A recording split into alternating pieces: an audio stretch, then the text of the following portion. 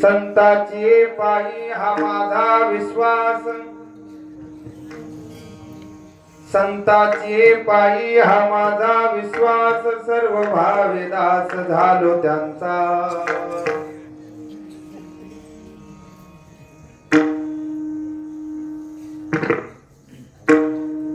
तेची माझे हित करते सकळ, जेने हा गोपाळ कृपा करी।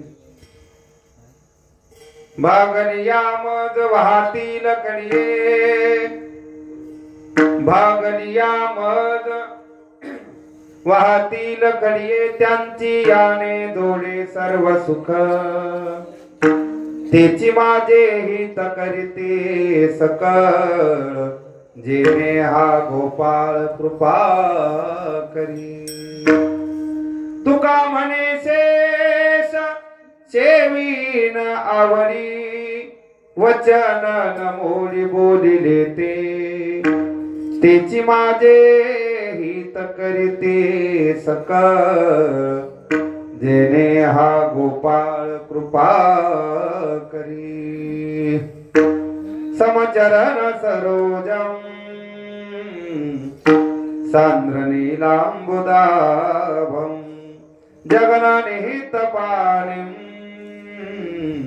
मंडनं मंडनानां। तरुण तुलसी माला कंदरं कैंजनेत्रं, सदय धवलहासं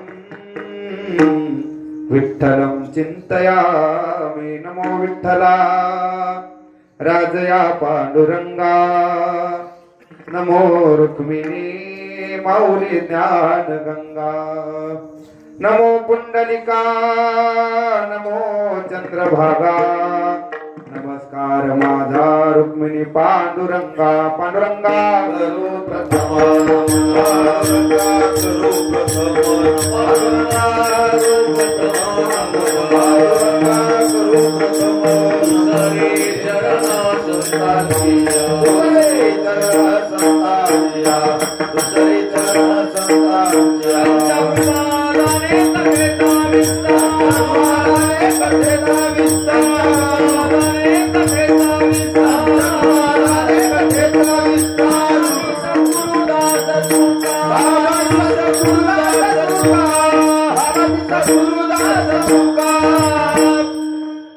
पांडुरंगा करू प्रथम नमन, दुसरे चरणा संतांचिया। त्यांच्या कृपादाने कथेचा विस्तारू, बाबाजी सद्गुरु दास तुकार। अलंकापुरी रम्य सिंहासन स्तंपदांभोज तेजस्पृदिक प्रदेशं, विधीन्द्रादिदेवे सदा स्तूयमानं, समाधिस्थ मूर्तिं भजे ज्ञानदेवं। नमो ज्ञानेश्वरा नमो ज्ञानेश्वरा, निवृत्ती उदारा सोपान देवा। मुक्ताबाई नमो त्रिभुवन पावनी, आद्यत्रय जननी देवाची। यवन्तः प्रविश्य मम वाचमिमां प्रसुप्ता, संजीवयत्यखिल शक्तिधर स्वधाम्ना।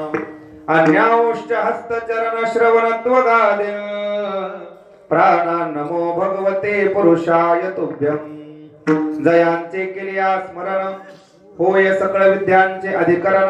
तेची वंदू श्रीचरण श्री गुरूंचे, ते नमस्कारोनी आता।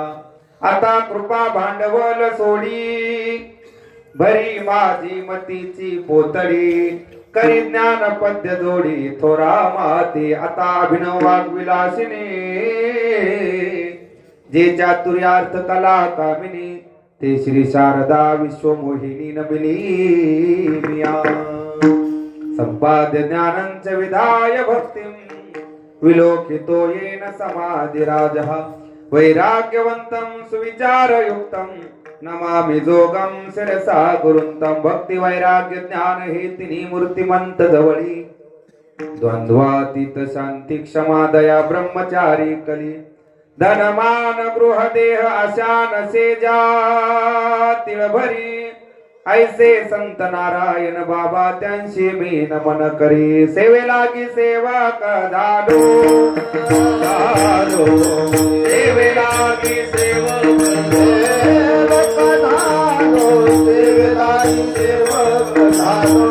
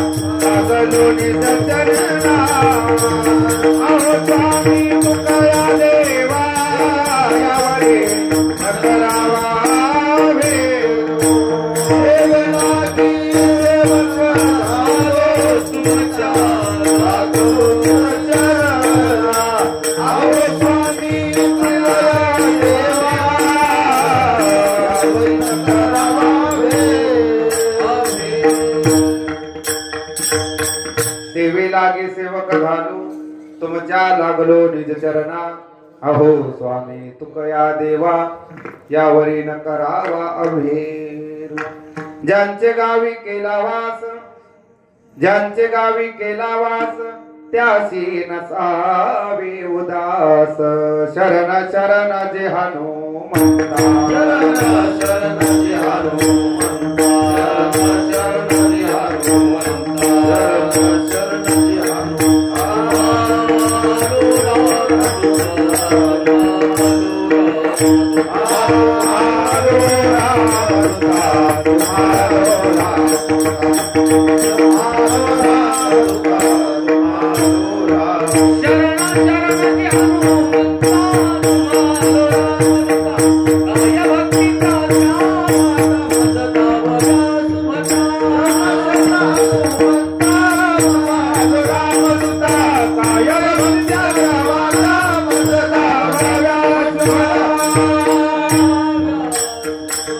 शरण शरण जे हनुमंता तुम्हा आलो रामदूता काय भक्ती त्याच्या वाटा मज दावाव्या सुवटा संतांची पायी हा माझा विश्वास सर्व भावे दास झालो त्यांचा तेची माझे हित करीते सकळ जेने हा गोपाळ कृपा करी प्रस्तुत प्राप्त तळी प्राप्त प्रसंगी कीर्तन रूपी सेवेकरता निवडलेला अभंग महान भगवत भक्त विश्ववंद्य विश्वसंत जगदोद्धारक जगदुरु श्री तुकोबाराय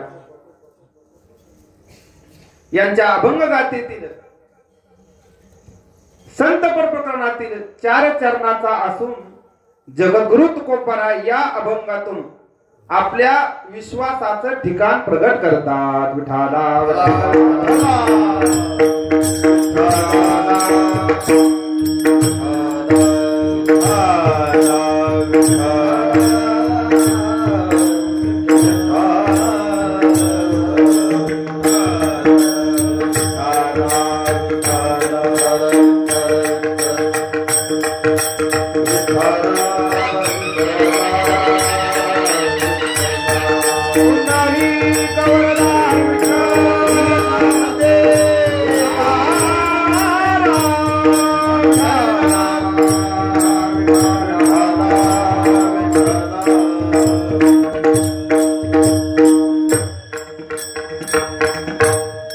अभंगावरती बोलण्यापूर्वी थोडासा परिहार द्यायचा म्हणजे तो असा प्रतिवर्षाप्रमाणे चालत असणारा भव्य आणि दिव्य भक्ती महोत्सव या भक्ती महोत्सवातील आजच्या 3ऱ्या दिवसाची कीर्तन सेवा समस्त ग्रामस्थ मंडळी मनुबाई जवळा यांच्या वतीने आणि आमचे हरिभक्त पारायण आदरणीय दशरथ महाराज खरात यांच्या आज्ञेने ही सेवा माझ्याकडे आलेली आहे.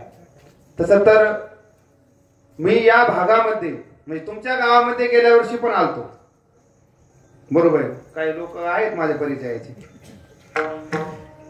मुळे महाराज खरात मंगरुळला कीर्तन सेवा आमचे ज्येष्ठ गुरुबंधू अक्षय महाराज पवार यांनी सेवा दिलेली होती. पण काय आमचं दुर्भाग्य म्हणावं लागेल, अवकाळी वातावरण सुरू झालं. पण तशाही वातावरणामध्ये सेवा आम्ही केलेली, तिथं 1 तास सेवा केली. तुम्ही पण होते मला वाटतं नाही का? आम्ही पायी गेलो चला तिथून चिखलामध्ये. म्हटलं चांगल्या वातावरणामध्ये कोणी बी चान्स आणते, बरोबर आहे ना? सगळं चांगलं. एखाद्या बायला स्वयंपाक करण्यासाठी भरपूर मसाला वगैरे सर्व आणून दिले, तेव्हा भाजी चांगली झाली. यात काय विशेष आहे? घरामध्ये काहीच नसेल, नुसतं तेल मीठ जरी असलं त्यात भाजी चांगलं केलं, तिला सुगरण बाई म्हणतात. नसता डबाभर मसाला चव नाही कशाला, बरोबर आहे ना? तशा वातावरणामध्ये आम्ही तिथं सेवा केली आणि त्या सेवेचं फळ म्हणून मला वाटतं ही सेवा मला मिळाली असेल. मारुतराय म्हटले असतील बाबा आताच माझ्या गावामध्ये पावसा पाण्याचा तुडीत गेला चिखल, तिकडे 2 तास देतो तुला मी सेवा म्हणून गावकऱ्याला मारुतरायाने आज्ञा दिली. आपल्या दशरथ महाराजांनी फोन केला आणि सेवा करण्याची संधी मला मिळाली. या सेवेसाठी महाराष्ट्रातील आदरणीय सर्व नामांकित गुणीजन मंडळी उपस्थित आहेत. माझ्या बरोबर आलेले आमच्या वांगी संस्थानचे युवा कीर्तनकार हरिभक्त परायण आमचे संगीत अलंकार रामेश्वर गरड गुरुजी महाराजांची उपस्थिती आहे. तसेच महाराजांच्या तोडीला तोड चाल म्हणणारे आमचे हरिभक्त परायण राधा किसन माकले महाराज. राम महाराज शिकलेला असताना तुमच्या बरोबर चाल म्हणणं काय विशेष नाही, पण एकदम सामान्य माणसं शेती करणारे सर्व त्यांनी सुंदर अशी साथ दिली महाराजांना, त्यांचे धन्यवाद. तसेच आपल्याच परिसराचं वैभव, नवे नवे गेवराई तालुक्याचं वैभव म्हणलं तरी हरकत नाही. आमचे सुंदर स्वभावाचे आणि चांगल्या जाणकार मंडळीच्या हृदयामध्ये घर करून राहणारे आमचे युवा कीर्तनकार अक्षय महाराज पवार महाराज ही टाळ घेऊन उपस्थित आहेत, त्यांनाही धन्यवाद. तसेच आमचे आदरणीय गुरुस्थानी असणारे आमचे जुनाट जुगादीचे नाणे आमचे मुळे महाराज, जुनं व्यक्तिमत्व महाराज. आता ते ज्यावेळेस परमार्थाला लागले त्यावेळेस आमचा जन्म बी नसेल. मुळे महाराज आहेत, समस्त ग्रामस्थ मंडळी गावकरी मंडळी आणि हरिभक्त पारायण आमचे लक्ष्मण महाराज रामपुरीकर महाराजही उपस्थित आहेत महाराजांचेही. आणि इंद्रासारखे मृदंग वाजवणारे इंद्रवादी मृदंग असे आमचे हरिभक्त पारायण अर्जुन महाराज. तसं तर वैकुंठामध्ये भगवान विष्णूच्या कीर्तन सुरू असताना राजा परीक्षितीने प्रश्न विचारला होता की वैकुंठामध्ये कीर्तन करतात, मग त्या ठिकाणी मृदंग वाजवण्यासाठी कोण असेल, गायन करण्यासाठी कोण असेल, ऐकायला कोण असेल? त्यावेळेस शुकाचार्याने वर्णन केले, राग करता अर्जुन, राग आवरण्यासाठी अर्जुन आहेत आणि इंद्रवादी मृदंग, इंद्रासारखे मृदंग वाजवणारे आमचे अर्जुन महाराज आहेत, त्यांनाही धन्यवाद. आपण सर्व श्रोते मंडळी, माता भगिनी, आता मी तुमच्या गावामध्ये पहिल्यांदाच आलोय म्हणून जास्त काही बोलत नाही, पण मला तरी वाटतंय कारण मी तुमच्या भागातलाच एक असून पण तुम्ही बसण्याची बैठक थोडी बदलीत जा. आपल्याला किती वर्ष झालेत? 3ऱ्या तपामध्ये आपण संपलं म्हणजे आता उरकतच आलं म्हणायचं, बरोबर आहे का? 3ऱ्या तपामध्ये बसण्याची बैठक कसं असते? आता आम्ही तरी तुमच्याच भागातले, पण काही काही विद्वान मंडळी जर गावात आली तर गावाची म्हणतात ना, घराची काळा कोण सांगते? अंगण सांगते. सर्व आता एकतर गावामध्ये बऱ्याच ठिकाणी तरुण मंडळी काय कीर्तनाला येत नाही, पण तुमच्या गावामध्ये सर्व माझ्या वयाच्या अगदी सर्व तरुण मंडळी कीर्तनासाठी उपस्थित आहेत. म्हणून थोडी बैठक बदलण्याचा प्रयत्न करीत जा. ते सर्व तरुण मंडळी असं समोर बसतात एवढ्या ह्याच्यामध्ये आणि इकडे असं माता भगिनी बसतात, बरोबर आहे की नाही? आता मी तुमच्यापेक्षा अधिकारानं लहान आहे, वयानं लहान आहे, पण एक नवीन कीर्तनकार जर तुमच्या गावामध्ये आला तर बसण्याची बैठक पाहून वक्ता खुश झाला पाहिजे. बसत असताना झोपले का व्हायना चालेल, पण कीर्तन ऐकत असताना एकदम रांगेमध्ये बसलं पाहिजे. तुम्ही मस्त सुन्नूक बघायला बसलं बाहेर लग्नामध्ये, बरोबर आहे नाही? जिला वाटत जी इकडे आले इकडे, तिकडे आले तिकडे. उद्यापासून दुसरे कोणी नवीन महाराज येतील असं करू नका. बसण्याची बैठक सर्व अगदी व्यवस्थित करून घ्या. विठाला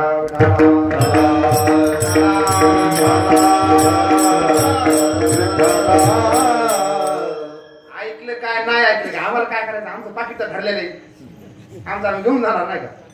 पण तर व्यवस्थित दिसतंय तिथं बघा, मध्ये आला तिथं तुटाळ झाल्यावर तेवढा बदार झाल्यावर दिसतं बघा तिथं चटायचं आहे का नाही, कुंदा उगल्यावर तेवढं जागा ठेवली. बाकी सगळ्या ठिकाणी पेरले तेवढी जागा तिथे झाले, थोडं वेगळं दिसते जरा. म्हणून बसताना सर्व थंडीचे दिवस आहे, जरा जवळजवळ बसायचं काय हरकत आहे.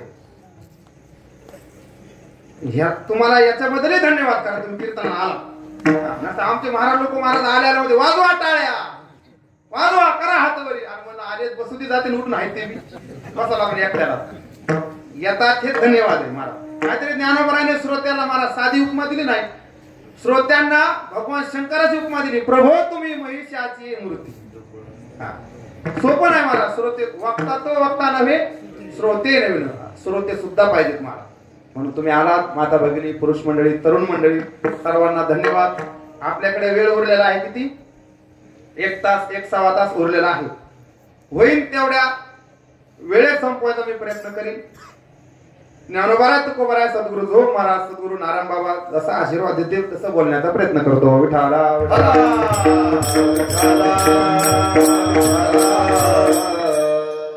फक्त तुम्ही गुळ देण्यासाठी काय का करीत जाऊ नका, अजून मधून तुम्ही खाता. म्हणजे कसं असतंय, तुम्ही म्हणता तुला बटन दिलं तर एकटं खाणार सगळं, अजून मधून तुम्ही झपका हानीचा काय, तसं काय मी म्हणणार नाही काय, नाही का तिथे पाहिजे थोडंफार वाटेकरी म्हणल्यास. तिसरा हिस्सा तुम्हाला. संताची पायी हा माझा विश्वास, सर्व भावी दास झालो त्यांचा, तेची माझे हित करीते सकळ, जेने हा गोपाळ कृपा करी. अभंग सर्वांच्या पाठ आहे, अगदी भजनी मंडळी, सर्व बसलेली श्रोते मंडळी. हा अभंग संतपर प्रकरणातील आहे. गाथ्यामध्ये अनेक प्रकरण आहेत, नामपर प्रकरण आहे, मागणीपर प्रकरण आहे, सलगीचे अभंग आहेत, नामपर आहेत. त्याच प्रकरणापैकी एक संतपर प्रकरण हे गाथ्यामध्ये आहे. आणि विशेष हे संत प्रकरण वारकरी मंडळी पंढरपूर, आळंदी या ठिकाणी गाथा भरण्यासाठी निवडतात. त्याच संतपर प्रकरणातील हा संतांच्या ठिकाणी तुकोबरायामध्ये आमचा विश्वास आहे. तुकोबरायाने कोणी साधकाने प्रश्न विचारला असेल, तुमचा विश्वास कोणावर आहे, त्यावेळेस तुकोबरायाने उत्तर दिलं, संताची पायी हा माझा विश्वास. परमार्थ असो अथवा प्रपंच असो, परमार्थ जरी करायचा ठरला आणि प्रपंच अथवा संसार जरी करायचा ठरवलं तरी दोन्हीकडे काय पाहिजे, विश्वास पाहिजे. संसारामध्ये सुद्धा विश्वास पाहिजे ना. अहो व्यवहारात जर पाहायचं झालं तर प्रपंचामध्ये प्रपंच सुद्धा विश्वासाशिवाय होऊ शकत नाही. पतीचा पत्नीवरती काय पाहिजे, विश्वास पाहिजे, आणि पत्नीचा पतीवरती विश्वास पाहिजे. विश्वास आहे म्हणूनच संसार करतात. उदाहरण घ्या जरा, एखाद्या आता आपण घरी जातो, प्रत्येक जण गेल्यानंतर पत्नीने ज्यावेळेस आपल्या ताट वाढून आणते जेवणाचं, त्यावेळेस आपल्या डोक्यात काही विचार येतो का, याच्यामध्ये काही नाही टाकला असेल का, 1-2 मिरा एकत्रच्या पुढीतलं औषध, बरोबर आहे ना, तणनाशक, असं आपल्या मनात तरी येतं का काही. कारण का आपला पुरेपूर काय आहे, तिच्यावर विश्वास आहे, कारण ती असं करणार नाही. म्हणून आपण निशंकपणे आपण जेवणाची सुरुवात करतो, कारण का विश्वास आहे. जसं संसारामध्ये विश्वास आहे तसं परमार्थामध्ये सुद्धा विश्वास पाहिजे ना.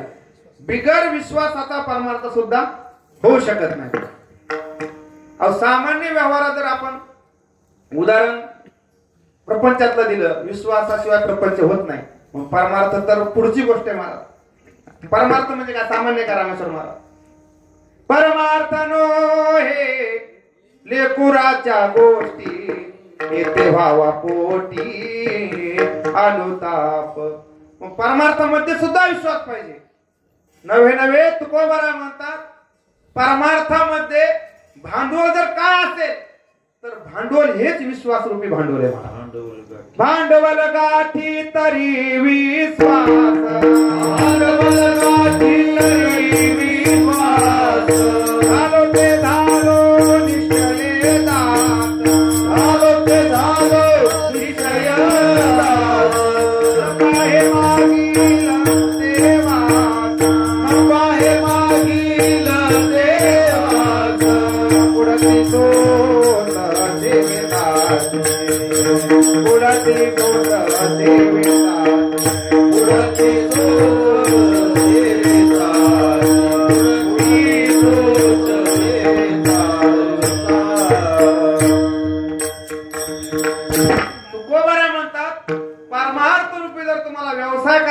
धंदा करायचा असेल तर काय लागेल? भांडवल. व्यवहारात जर आपल्याला एखादा धंदा करायचा असेल, व्यापार करायचा असेल तर भांडवल काय लागतं? पैसा लागतो का नाही? पैशाशिवाय धंदा होतो का? पैसा हे व्यवहारामध्ये धंद्यासाठी भांडवल आहे. तसं परमार्थ रूपी जर तुम्हाला व्यापार करायचा असेल, व्यवसाय करायचा असेल, धंदा करायचा असेल, तुम्ही म्हणता महाराज परमार्थाला धंदा कसा म्हणाले तुम्ही? धंदा झाला आता नाहीतरी काय होईल? नाहीतरी तुकोबारामध्ये आमचा धंदाच हे या दिनरजनी हाती धंदा गोविंदाचे पवाडे, गोविंदाचे पवाडे, गोविंदाचे पवाडे. दिनरजनी हाती धंदा गोविंदाचे पवाडे, गोविंदाचे पवाडे, गोविंदाचे पवाडे. तुकोबारा म्हणतात परमार्थ रूपी जर धंदा करायचा असेल तर भांडवल काय लागते? विश्वास.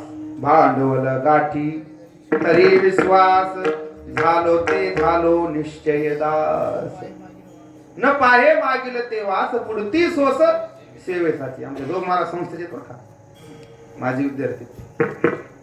तुकोबारा म्हणतात परमार्थात सुद्धा विश्वास पाहिजे. पण ऐका, आपण व्यवहारामध्ये विश्वास आणि श्रद्धा हे दोन्ही एका अर्थी शब्द लावतो. कधी कधी मनुष्य काय म्हणतो? आमची त्यांच्यावर श्रद्धा आहे, आमचा त्यांच्यावरती विश्वास आहे. पण विश्वास वेगळा आणि श्रद्धा वेगळी, दोन्हीचाही अर्थ एक नाही. विश्वास हा अजन्मय आणि श्रद्धा ही येणारी जाणारी आहे. श्रद्धेचं कसं आहे? एखाद्याचे जर गुण कळाले तर त्याच्यावरती श्रद्धा वाढते, आणि एखाद्या महाराजाचे दोष कळाले तर त्याच्यावरती श्रद्धा काय होते? म्हणजे श्रद्धेमध्ये चढ उतार आहे. एखाद्याचे गुणदोष कळाले तर एखादा म्हणतो का रंभो अमुक अमुक महाराज तुमच्याकडे यायचे, तुम्ही त्यांच्याकडे जायचे, पण आजकाल तुम्ही त्यांच्यासोबत दिसत नाहीत, तेही तुमच्याकडे येत नाहीत. मग हा काय म्हणतो? महाराज त्यांच्यावरची आमची श्रद्धा काय झाली? कमी झाली. आणि जर एखाद्याला म्हटलं का हो अमुक अमुक तुमचे गुरु, ते म्हटले आणि तसंच झालं, मग पाठ्याचे गुरु. काहीतरी गुण कळाले, अधिकार कळाले की श्रद्धा काय होते? वाढते. दोष कळाले की श्रद्धा कमी होते. विश्वास हा अजन्म आहे आणि श्रद्धा ही जन्मणारी आहे, येणारी जाणारी आहे. म्हणून गोस्वामी तुळशीदासांनी रामायणामध्ये विश्वास हा भगवान शंकर आहे, भगवान शंकराला विश्वासाची उपमा दिली आहे, आणि पार्वती आई साहेबाला श्रद्धेची उपमा दिलेली आहे. हरी भवानी शंकरो वंदे श्रद्धा विश्वास स्वरूपिनो. भवानी शंकरो वंदे श्रद्धा विश्वास स्वरूपिनो. पार्वती आई साहेबाला श्रद्धा म्हटलेला आहे, कारण का? श्रद्धेचा जन्म आहे आणि विश्वास हा अजन्म आहे. पार्वती आई साहेब जन्म आहे, पर्वताची म्हणून पार्वती. भगवान शंकर हे अजन्म तत्व आहे. मी तुम्हाला प्रश्न विचारतो, प्रभू रामचंद्राचे वडील आई वडील सांगता येतील का? कोण होते? प्रभू रामचंद्राचे आई वडील काय नाव आहे? मग बोला ना. मी काय तुम्हाला मतदान मागायला आलो का? पैसे मागायला का? मिळत लागा ना मला. दशरथ महाराज नाही, दशरथ राजा. प्रभू रामचंद्राचे वडील दशरथ राजा आणि आई कौशल्या. हे सांगता येते. आता भगवान श्रीकृष्णाचे वसुदेव देवकी यांच्या आई वडील सांगता येते, पण यांचा जन्म सांगता येते. प्रभू रामचंद्राचा जन्म कधी झाला? महाराज राम पटेल तू घेतो काम आमरा करायला तू काय? चैत्र शुद्ध नवमी. आणि भगवान श्रीकृष्णाचा जन्म श्रावण वद्य अष्टमी. श्रावण वद्य अष्टमीशी रोहिणी नक्षत्र ते दिवशी आणि बुधवार परियशी कृष्णमूर्ती प्रगटले. नळोबारा सांगतात श्रावण वद्य अष्टमीला भगवान श्रीकृष्णाचा जन्म. प्रभू रामचंद्राचा जन्म चैत्र शुद्ध नवमी. यांच्या दोघांच्या आई वडिलाचं नाव सांगितलं. आता भगवान शंकराच्या आई वडिलाचं नाव सांगता का? त्यांचा जन्माचं तारीख वार काही? कारण का? हे अजन्म तत्व आहे. भगवान शंकराचा जन्म नाही, मातू पितू हिना. अहो खूप सुंदर कथा आलेली आहे. भगवान शंकराचं लग्न करायचं होतं, पूर्ण नाही सांगत, पण त्यावेळेस म्हणले कोणीतरी, भगवान शंकर म्हणले आता नवरदेवासोबत कोण असते, सोपाने असतात ना महाराज, उरलेली खिचडी हाणाय बोटुड्याचा हात, नवरदेव का आपला थोडाच खात होते, एवढ्याच नालत असते, ते काय वेळ लागत नाही जरा, ते सोपाने असत. लग्नाचा टाइम झाला, मग त्या ब्राह्मणाने सांगितलं दुले राजा जल्दी चलो. मग दुले राजा तिकडेच कपडे, काय दुले राजाला कपडे नव्हते, गज चर्म व्याघ्रांबर आणि कंठी शोभे वासुकी हार, कैलासीता देव भोळा चक्रवर्ती. तर त्या लग्नामध्ये महाराज दुले राजाचे म्हणजे नवरदेवाचे आई वडील बोला म्हणते. आता आई वडील आता नाव म्हणतात, भगवान शंकरला कुठे सांगता येईल, मग सोपाने होता सोबत, कारण सोपाने नवरदेवाचं काहीतरी कमी जास्त झाले की ते भाऊ देणार असतो ना, मला काय काय सोपाने लय अवघड असते, नवरदेवाला एकटा लागता कोण तिकडे पिढी बसते, जुन्या काळात होते सोपाने. मग त्याला भगवान शंकर म्हणजे नाराजी, आई वडिलाचं नाव, ते म्हणले आई वडिलाचं नाव सांगा म्हणले, ब्रह्मदेव आणि सावित्री. ठीक आहे सांगितलं. परत विचारलं म्हणले नवरदेवाचे आजोबाजीची नावं सांगा. म्हणले आता काय सांगायचं, ते म्हणले काय सोपं आहे, म्हणले काय विष्णू परमात्मा आणि लक्ष्मी आहे भाव, म्हणजे ते का माझ्या आवडे, ते म्हणजे लग्नासाठी 2 मिनिटं काय व्हायला झाले, म्हणजे भगवान विष्णू आणि लक्ष्मी आहे साहेब. परत विचारलं म्हणले मुलाच्या पंजित आणि पंजोबाचं नाव सांगा. आता मात्र नारदजी गेले निघून. नारदजी म्हणले आता मलाच माहिती आहे, सांगू कुठून. शेवटी म्हणले ब्रह्मदेव म्हणले सांगा लवकर, लग्नाची वेळ झालेली आहे. महादेव चिडले, महादेव म्हणले सगळ्याचा बाप मीच आहे, म्हणले माझा कोणी माय बाप नाही. मला सांगायचं काय, मातू पितू हिना, म्हणजे भगवान शंकराचा जन्म नाही, ते अजन्म तत्व आहे. असं विश्वास हा अजन्म आहे आणि श्रद्धा ही जन्मणारी आहे, येणारी जाणारी आहे. विठाला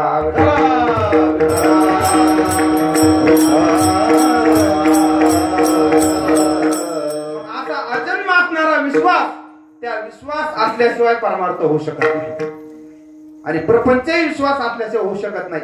असंच एका साधकाच्या लक्षात आलं की आपल्याला परमार्थ करायचा आहे, पण परमार्थ करत असताना प्रपंच जरी असला आणि परमार्थ जरी असला, दोन्हीकडे काय पाहिजे, विश्वास पाहिजे. मग कोणावर तरी विश्वास ठेवावा म्हणून त्या काळामध्ये कीर्ती त्याच्या कानावर गेली, कोणाची, तुकोबराची. कारण महाराज सज्जनाची कीर्ती आपोआप पसरती. वाऱ्या हाती माप चाले सज्जना कीर्ती मुख चाले नारायण, कीर्ती मुख चाले नारायण, कीर्ती मुख चाले नारायण.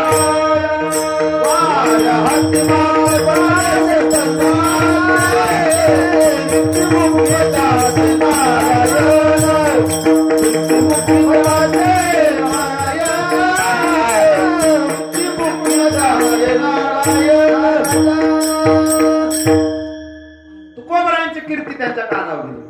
वाऱ्या हाती माप चाले सज्जनाचे, कीर्ती मुखा त्यांचे नारायण.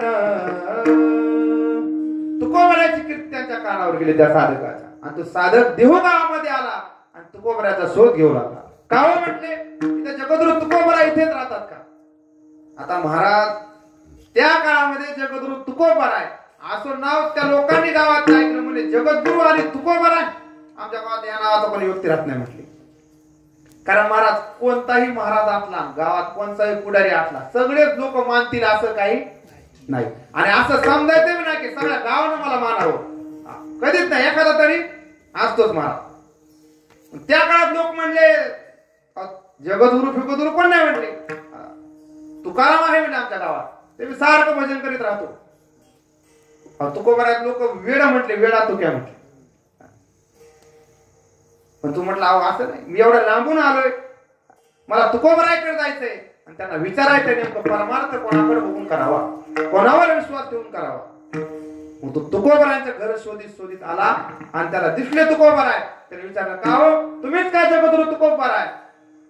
आता महाराज ते जगद्गुरु तुकोबर होते, तुकोबरा असं नाही म्हटले, या या या मीच जगद्गुरु तुकोबरा आहे महाराज. आपण म्हणतो हॅलो कोण बोलतंय, उत्तरेश्वर महाराज बोलते.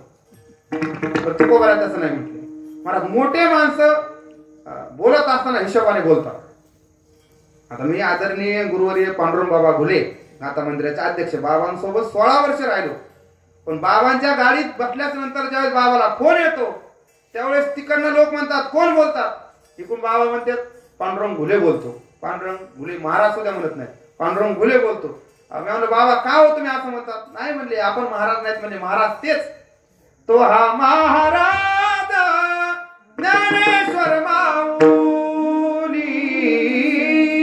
किंवा महाराज जन्माला हा मृत्यू लोकी, तेच महाराज म्हणजे आपण महाराज नाही, आपण सामान्य माणसं. तसं तुकोबरा म्हणले याच देहाला तुकाराम म्हणतात. तो साधक गेला आणि तुकोबऱ्यात दर्शन घेतलं. श्री संतांची माथा चरणावरी साष्टांग हे करी दंडवत. तुकोबरा मी असं ऐकलंय परमार्थ करायचा आहे, परमार्थ करण्यासाठी विश्वास पाहिजे. कोणावरती विश्वास ठेवावा. तुकोबरा म्हणले या महाराष्ट्रामध्ये 5,500-6 हजार महाराज लोक आहेत, त्याच्यातल्या कोणावर विश्वास ठेव. तो म्हटला दुसरं कोणाचा नका सांगू, तुमचा कोणावर विश्वास आहे. आणि तुकोबरा म्हणले माझाच काय, कोणाचा असला तरी कोणाकडे तरी बघून कर परमार्थ. तो म्हटला नाही महाराज, कारण ज्या अर्थी तुमचा परमार्थ यशस्वी झालाय, सफल झालाय, त्या अर्थी तुम्ही कोणावर विश्वास ठेवलेला नसेल. माझा परमार्थ यशस्वी झाला पाहिजे. कारण महाराज त्याला माहित होतं जगद्गुरु तुकोबरायांचा परमार्थ एवढ्या उच्च टोकाला गेलता. महाराज तुकोबराय सांगतात आमच्या जीवनामध्ये सकाळी उठल्यापासून झोपेपर्यंत आमचं पूर्ण जीवन आनंदामध्ये जात होतं. महाराज आनंदाचे डोही आनंद तरंग, आनंदची अंग आनंदची अंग, आनंदाचे आनंदाचे डोही आनंद तरंग. महाराज खरंच तुकोबरा जीवन आनंदी होतं. तुम्ही म्हणता तुम्ही होते का बघायला, बघायला नव्हतं, पण तुकोबरायचे जर काही प्रमाण जर विचार केला प्रमाणांचा, कारण संतांचं जीवन म्हणजेच गाथा होता. महाराज तुकोबराचं जीवन, तुकोबरा म्हणजे मी माझ्या काय जीवनामध्ये जे कमवलं, काय जे कमवलं ते गेलं, पण जे कमवलं तो म्हणजे गाथा. त्या गाथ्यामध्ये अगदी जन्म आलो त्याचे इथपर्यंत आम्ही जातो, तुम्ही कृपा असू द्यावी इथपर्यंत आपण गाथा जर वाचला तर तुकोबराचं जीवन कळेल. महाराज अहो सामान्य जीवन नाही तुकोबरायचं. अहो तुकोबरा म्हणतात आम्हाला झोपण्यासाठी अंथरूण जे होतं ना, ते अंथरूण सुद्धा सुखाचं होतं. आपल्या झोपायला काय असतं बाबा, गोधड चटई वाकर मला काय घोंगडी, झोपायला आपल्याला चांगले असतं महाराज, पण झोप सुखाची असते का, येते का सुखाला झोप. महाराज लोक कीर्तनात बिंदास झोपतात, पण घरी गेल्या पत्राच्या नळ्यामध्ये झोप येते, झोपच लागत नाही ना. बरोबर आहे का. खाटेवरी पडता व्यापे चिंता तळमळी, खाटेवरी पडता व्यापे चिंता तळमळी, खाटेवरी पडता व्यापे चिंता तळमळी, खाटेवरी पडता व्यापे चिंता तळमळी. असा कीर्तन ऐकता निद्रे नाडी रे तत्वता, खाटेवरी पडता व्यापे चिंता तळमळी, खाटेवरी पडता व्यापे चिंता तळमळी.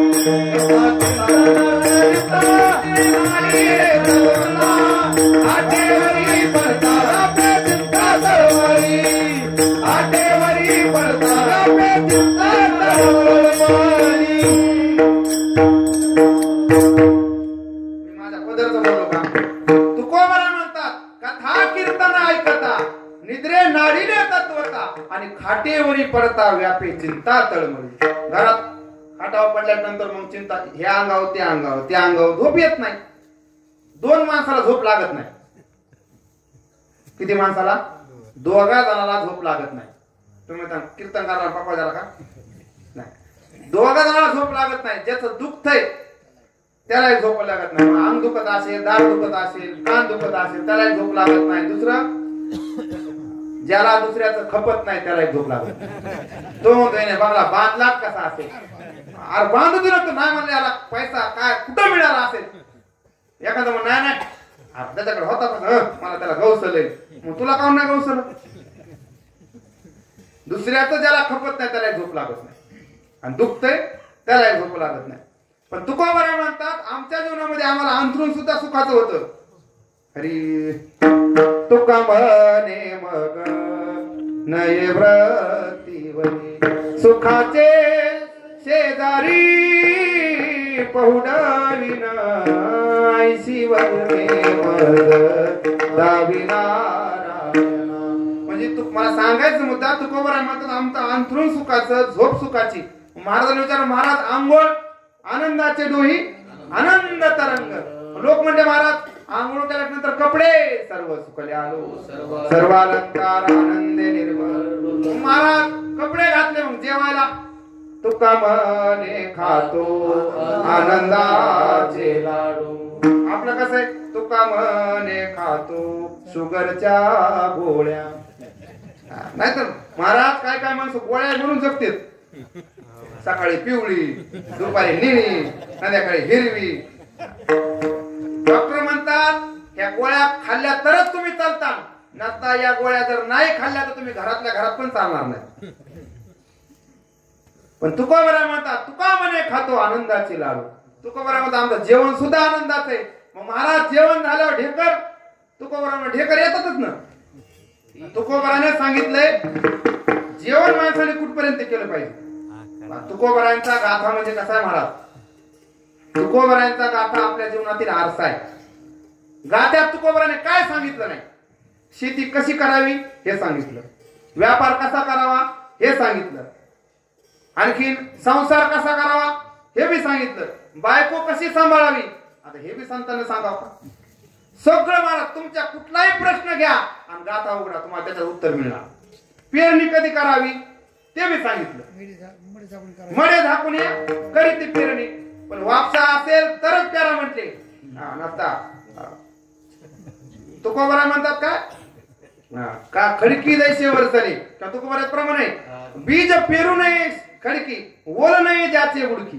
तुकोबाराय प्रमाणे अनेक तुकोबाराने गाथामध्ये महाराज आपल्याला सांगितलेलं आहे. तुकोबाराय म्हणजे आदर्श संत होते. तुकोबाराय म्हणतात जेवण कधीच झालं समजायचं ज्यावेळेस आपल्याला ढेकर आला ना की समजायचं आपलं जेवण काय झालं. पण आता काय काय भात असेल करपट ढेकर आला तरी गाडी सुरूच असते, त्याला नाही राज महाराज त्याला गाथा काय करणार काय. आता घरी जाऊन म्हणतो अगं जरा हे ती बरं दर्शक काय म्हणते ते 16,000 लई कोटी खाताला हिसाबाला खाता येत नव्हतं का. तुकोबाराय म्हणतात ढेकर येईपर्यंत जेवायचं ना उगच कुतत कुतत. ढेकरे जेवण दिसे साचे नाहीतरी काचे कुंता कुंते गेल्या गेल्या डबा बघतो मग कुठे रान्नावर आहे का कुठे धोका लाल केलेला आहे का काय. नाहीतरी काचे कुंथा कुंती. म्हणजे बघा तुकोबाराने आपल्याला जसं युक्त आहार विहार नियम इंद्रियाची चाल. डॉक्टर सुद्धा काय सांगतात कमी जेवा कमी जागरण करा, युक्त आहार युक्त विहार. फिरायला पण सांगितलं नियम इंद्रियाची चाल नसावी बासर निद्रा बहु भाषण. हे तुकोबारात आयुर्वेद नाही तर काय डॉक्टर हे सांगतात ना आपल्याला. पण 400 वर्षापूर्वी तुकोबाराने सांगितले पण आपलं लक्षात नाही. माणसं मध्ये आधीच आम्ही आंबट झालो संसारानं कुठं महाराज गाता वाचा काय वाचा. प्रत्येक जण महाराज तीर्थाला आले ना असे बसतेत. दुसऱ्या आषाढामध्ये एखादा म्हातारा बाईचा पावसानं झडपतो कानावर माशी त्याच्या उठत नाही असे ओंबळून गेला बसते. काय टेन्शन येतं काय मिळत लागत नाही. आपलं आयुष्यात किती 40-50 वर्षाचं आयुष्य त्याच्यामध्ये उगत कपडाला हात लावून बसायचं बिंदास जगायचं महाराज. बरोबर आहे ना. कोणाचं टेन्शन येत नाही जगामध्ये. तुम्हाला सांगितलं लोक कसेच जगू देणार नाहीत आपल्याला. आपल्या पद्धतीने मात्र आपण व्यवस्थित जगायचं. आपलं आयुष्य चांगलं कडेला गेलं पाहिजे. आपण गेल्या 4 माणसांना रडावं तरी आता लोकांना बरं झालं पिढा गेली बरे या दुष्काळी पिढा गेली. तुकोबाराय म्हणतात आमचं जीवन सुद्धा आनंदाचं आहे आणि आम्हाला ढेकर सुद्धा मग त्याची येतात ती ढेकर आणि आनंदाचे हरिहर. तो साधक विचार करू लागला मला महाराज एवढं जीवन तुमचं आनंदाचं आहे मग तुम्ही परमार्थ करत असताना काय आयऱ्या गायऱ्या विश्वास ठेवला नसेल ना. तुम्ही ज्या अर्थ तुमचा एवढा परमार्थ तुमचा यशस्वी झाला त्यात तुम्ही विश्वास कोणावर ठेवला त्यावेळेस तुकोबाराय म्हणतात माझा मी विश्वास कोणावर ठेवला तुला ऐकायचंय का ते म्हणजे अभंगाचं पहिलं चरण. संताची पायी संताची पायी माझा विश्वास संताची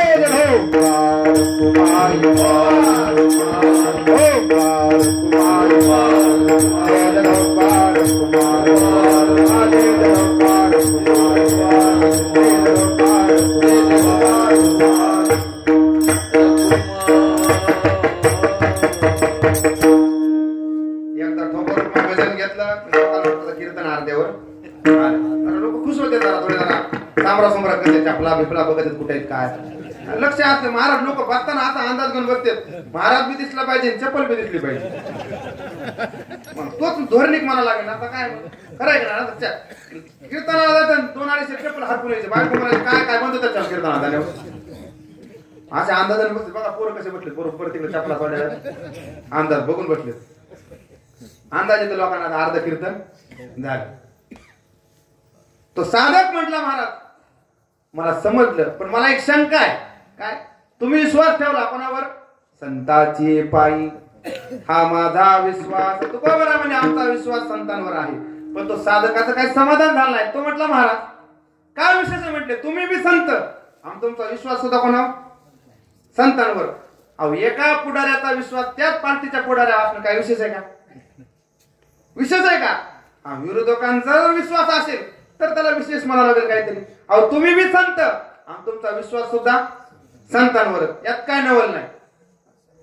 संतांचा संतांवर विश्वास असणं विशेष नाही देवाचा संतांवर विश्वास असणं हेही विशेष नाही जीवाचा विश्वास संतांवर असणं हेही विशेष नाही. तो साधक म्हणला महाराज संतांवर राक्षसांचा विश्वास आहे का तुकोबारायला काय म्हटला कारण तो साधक जरा जिज्ञासू होता फार काशी बिशीला शिकून आलेला असं तो म्हणला संतांवर राक्षसांचा विश्वास आहे का त्यावेळेस तुकोबाराय म्हणजे आहे म्हणले म्हणला उदाहरण द्या पुरावा द्या कारण आता कुठे बी काय लागतो कीर्तन सुद्धा पुरावा असला तरच त्या महाराजाचं ऐकायचं कीर्तनकारांना जर पुरावा देत नसेल तर महाराज काय करावा आपण कशाला म्हणावा पुरावा नाही कारण तुकोबाराय म्हणतात आधार वाचोनी काय सांगाशील कहाणी तुमच्या बोलण्याला आधार पाहिजे महाराज राक्षसांचा विश्वास जर संतांवर असेल तर एखादा पुरावा द्या. तुकोबाराय म्हणले पुरावा चल म्हणले आता मनुबाई जवळला तिथं रामायण सुरू ऐक ना रामायण भारत रामायण त्या भारत रामायणामध्ये मला वाटतंय अरण्यकांडामध्ये विषय आलेला आहे तो का युद्धकांडामध्ये ज्या वेळेस मंदोदरीचा आणि रावणाचा संवाद आहे. कारण रामायणामध्ये बरेच संवाद आहेत. वालीची पत्नी तारा तिचा आणि रामप्रभूचाही संवाद आहे. मंदोदरीचा रावणाचा सुद्धा संवाद आहे. शबरीचा आणि रामाचा सुद्धा संवाद आहे.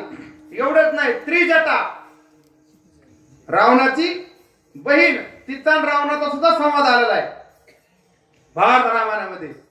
तसाच मंदोदरीचा आणि कोणाचा रावणाचा संवाद आहे. पती पत्नीचा संवाद आहे. बघा कसा संवाद आहे. मंदोदरी म्हणती मालक मला स्वप्न पडले. मंदोदरी बोले रावणा प्रती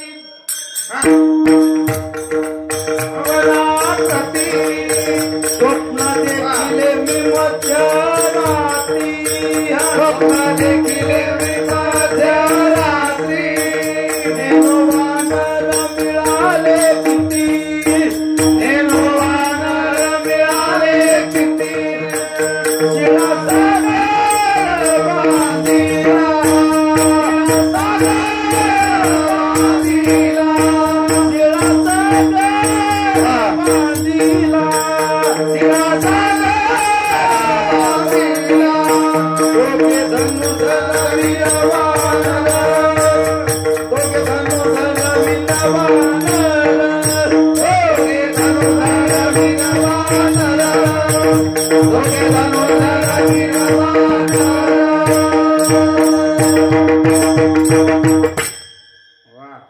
अक्षय महाराज, मी अभंग बरेचसे कीर्तन केले पण मला कोणा काय गायका नाही प्रमाण दिलं नाही.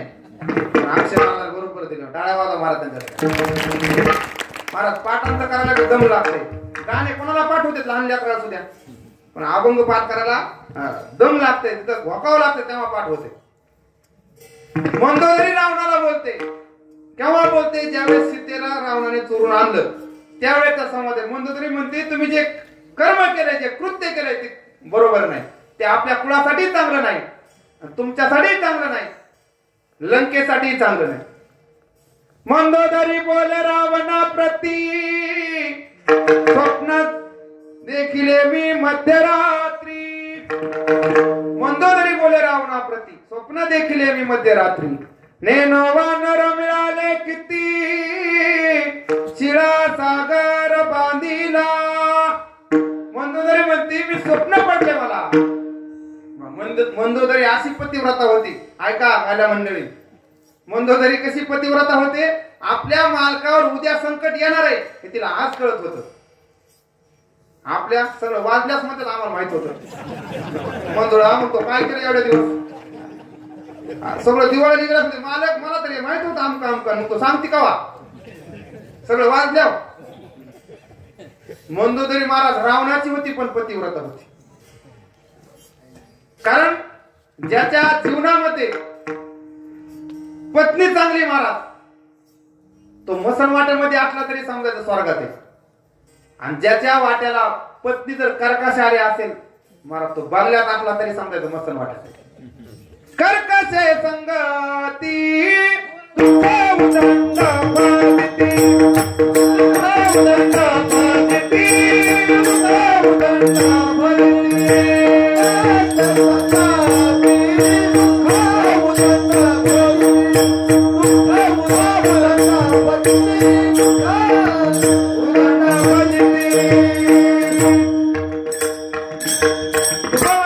कर्कशे संगती दुःख उदंड फजिती. महाराज बायको मिळणं सुद्धा हे जे काही दुर्लभ गोष्टीत ना त्याच्यामधली एक गोष्ट आहे. बायको मिळणं एवढंच नाही, चांगली मिळणं, आज्ञाधारक मिळणं. मिळतात भरपूर, पण काय काय मालकालाच वाजिले. बरोबर आहे महाराज. रावणाची चांगली होती. महाभारतामध्ये काय काय माणसं महाराज रिकामे सुद्धा घरी ठेवायचे नाही बरं का. पाहुणा असेल कुणी असेल रिकामा जास्त दिवस राहायचा अंदाज येत नाही, समजायचे काहीतरी घोटाळा करते. जास्त दिवस ठेवायचा नाही. काम नसं काय काय माणसाला लय सवय राहते. महाराज कुठे निघाले चाललं म्हणजे पाहुणे मस्त म्हैशी आलेली म्हणजे द्यायची कोण राहतो तिथं. महाराज महाभारतामध्ये बहिणीच्या पोराला पत्ते खेळायला लावले. कोणी सख्या मामाने, कोणी शकुनी मामाने. म्हणजे बहिणीच्या घरी तुकडे मोडायला राहिला आणि बहिणीच पोराला वाजवलं. आणि इकडे तुटक्या नाकाची कोण शूर्पणखा ती काय म्हटली, दादा मला एक वहिनी रामायण मध्ये बघा तिचा संवाद आहे शूर्पणखेचा. तिनं रावणा पुढं सीतेचं एवढं सौंदर्याचं वर्णन केलंय महाराज. रावण एवढा भुलला होता सीतेचं सौंदर्य ऐकल्यानंतर. त्यावेळेस त्याच्या मनात इच्छा झाली, मला सांगायचं मंदोदरी अशी पतिव्रता होती की रावणाला सांगते, मालक हे काम चांगलं नाही केलं तुम्ही, सीतेला परत द्या, कारण मी स्वप्न पाहिलं. एवढंच नाही, दोघे धनुर्धर वीर वानर उतरोनी आले पहिलं सागर, एका परिस एक गावीर बडी वार बोलती. एका परिस एक वीर आहे बडी वार बोलती, नेनो त्यांचा बळी आला, लंके भोवती वेडा दिदला, लंके भोवती रुधिराचा पुर, रणी पडला कुंभकर्ण वीर.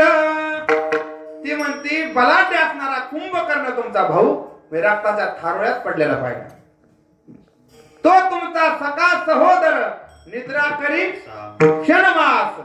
नामदेव महाराज म्हणतात कुंभकर्ण 6 महिने झोपायचा, 6 महिने जागायचा. पुरावा नामदेव महाराजांचा, हा मग नामदेव महाराजांचाच आहे महाराज. निद्रा करी क्षणमास. रावण म्हणतो काय म्हणते, मंदोदरी म्हणते एवढंच नाही मला, सत्य तुझी छेदिरी दस शिरे, रामया येणे रणरंग धीरे, लंका जाळोनी केली गोहारे, अंबरी तुरे गरजताती. महाराज हे स्वप्न मंदोदरी रावणाला सांगितलं असं असं घडणार आहे, तुम्ही सीता देऊन टाका. पण महाराज तो रावण होता.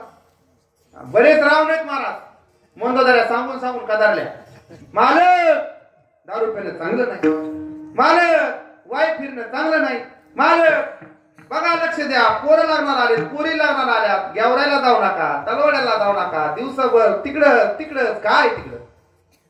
पण रावण बरेच ऐकत नाहीत महाराज. बायकोचं काय ऐकावं आणि काय नाही ऐकावं हे सुद्धा साधू संतांनी सांगितलं. बायको जर म्हणत असेल मालक तुमच्या आईला एखादी चांगली साडी आणा, तुमच्या वडिलांना एखादा धोतर जोडा आणा, टोपी आणा, चांगली शर्ट आणा, असं जर बायको जर सांगत असेल तर ऐकायचं का नाही. तरुण मंडळी काय काय मिळेल तुमचं का झालंच नाही कोणाचं. मला एवढे ब्रह्मचारी आनंदित नाही तिथं कसं काय एवढे कोण इथं कोणाकोणाचे लग्न झाले हातोरी करा बरं, मला बघू द्या आता. होय मला तरी आता दरबार आहे करा हातोरी. दशरथ महाराज एवढे तुमच्या गावात ब्रह्मचारी, एवढे आनंदी पंढरपुरात नाही महाराज. का हात वर केलं नाही माहिती का, संसाराला एवढे कदरले, हात वर करायची वासना सुद्धा राहिलेली नाही. मी तर असं म्हणतो आता प्रत्येक कीर्तनकार येतो राम महाराज, आणि जे ते कीर्तनकार येतो आणि एकच सांगतो संसार दुःख मूळ. महाराज या प्रमाणात चालू तशीच लावली म्हाताऱ्या माणसाने, आणि ते हे अभंग मला कदरलेलेच असे सगळे काढल्याला. सार दुःख मोळा चौकडे इंगाळा, विश्रांती नाही कोटे रात्रंदिवस तळमळ. कीर्तनकार सुद्धा हे सांगतात महाराज. मी तर असं म्हणतो राम महाराज, इथून पुढे कोणताच कीर्तनकार आला ते जर जास्त संसार सांगायला दळू दळू त्याला म्हणा बंद कर कीर्तन, कीर्तन बंद कर. आम्ही संसार ऐकायला आलेलो नाही, कारण संसार आता आम्ही काय तुम्हाला सांगा संसार कसा आहे. तर आता तुम्ही आमच्यापेक्षा 10 उन्हाळे खाल्लेले माणसं, चांगले आंबट झालेले माणसं तुम्ही नाही का. आम्ही म्हणायचं दशरथ महाराज संसार मिथ्या आहे, घरदार मिथ्या आहे, असं हे ते संसार दुःखमुळे सुख नाही कुठे आली या संसारा. कीर्तनकार एवढं संसाराचा मिथ्या तो सांगतात, फलकट होतो संसार, सुखाचा विचार नाही कुठे. आणि हेच कीर्तनकार सांगणारे महाराज आबाळाला भोकाड पडेल एवढे घर बांधायचे. बरोबर, एखादा कीर्तनकार जर कीर्तना सांगायला संसार दुःखमुळे संसारात लय वाईट आहे, फार वाईट आहे, त्याला मला इथंच मंदिरात झोप, घरी जायचं अजून 2-4 हजार आगाव घे, पण इथे पारा घ्यायचा विण्याचा 8 दिवस इथं थांब. बरं मला मी कधीच अगोदर सांगायचं, मी लागण्याच्या आधी सांगायचं. जेव्हा मग आपल्याला थोडा थोडा अनुभव आले अंगा ते या जगा, तेव्हापासून आपण सांगायचंच बंद केलं. संसार म्हणजे आपण नकोच म्हणतो ना काय बंद त्याच्यावर. कारण महाराज काय त्या तांदूळाचा परिणाम होतो, काय मिळत लागत नाही मला. इतका भात खाल्ला तांदूळाचा पण त्याचा काय परिणाम नाही. पण या त्या लागणार ते 4-2च पडले अंगावर. जीवन भोगा झालं मला. संसार द्या. आता तुम्ही सगळे संसारामधलेच आहेत. प्रत्येक जण संसारिक आहात. कीर्तनकारानं घेत सांगायचं बाबा संसार करून काय करा. आता तुमचा भाग सगळा गोदा काट आहे. प्रापंचिक आणि पारमार्थिक वैभवानं नटलेलं गाव आहे तुमचं. पाणी आहे, बंधारा आहे, ऊस आहे सर्वांकडे. मग शेती करत असताना काय करा, भजन करा. गावात सप्ताह सुरू 8 दिवस तेवढं ऐकायला या. माझं एकच म्हणणं आहे, शेतकरी महाराज लय चांगला आहे. आपण बी शेतकरी. फक्त शेतकऱ्यात एकच चुकत आहे, आपल्या शेतकऱ्यात माणसं व्यसनीले झाले आणि पोरं बी लय व्यसनी झाले. बाकी आपण वाईट नाही. आपण सर्व भारत देश पोचतो शेतकरी आपण. पण शेतकऱ्यात तेवढी मात्र वाईट खोड. शेतकऱ्याचा पोरगा असला की दारू प्यायला असतोच महाराज. एखादा बिचारा चांगला असतो. पण आपल्याला ते व्यसन आहे. व्यसन असल्यामुळे काहीच पुरत नाही. एकदम मला महाराज माझं भविष्य बघावर घेऊन काय झालं, मला पैसा टिकाय नाही. तू करतो काय, मला रोज घ्यावरायला असतोय. सुबड्या तुला पैसा कसा टिकन म्हणून रोज घ्यावरायला म्हणलं. परमार्थामध्ये किंवा संसारामध्ये राहत असताना आपल्या हिशोबाने आपण राहिलं पाहिजे. नसता आज व्यसनी एवढी पोरं झालेत महाराज. आमच्या वयाचे आमच्या काही मित्र कंपनी आम्ही पाहतो दारू पिऊन जीवन बर्बाद केलं. बरं या दारू पिणारच असे लग्नाच्या आधी काय पित नाहीत, लग्न झाल्याच पित काय. मग त्या बिचारीत वाटलं होतं पोरीचं. मग काय झक मारायची आधीच मारायची.